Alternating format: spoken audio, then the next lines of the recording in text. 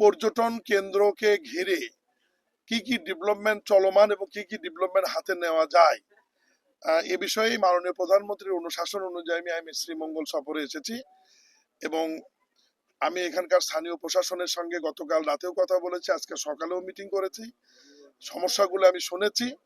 বৃহত্তর সিলেটের জন্য একটা অনেক বড় প্রকল্প হাতে নেওয়া আছে প্রায় 5,500 কোটি টাকার।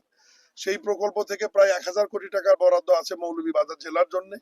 সেই 1,000 কোটি টাকার মধ্যে সর্বোচ্চ গুরুত্ব দিয়ে মৌলভীবাজার এই শ্রীমঙ্গলকে যাতে রাস্তাঘাট পর্যটন এরিয়াগুলোকে গুরুত্ব দিয়ে রাস্তাঘাট যাতে ওয়েডিং করে বড় করে মানুষের চলাচল উপযোগী করা যায়, এর বাইরে একটা চলমান রাস্তার কাজ আমি পরিদর্শন করে আসছি। নির্বাচন অবশ্যই চিন্তা আছে, অবশ্যই সরকার আমরা ঘোষণাও দিয়েছি, আমি আবারও এটা রিপিট করছি যে এই অর্থ বছরে স্থানীয় সরকারের যে 5টি নির্বাচন,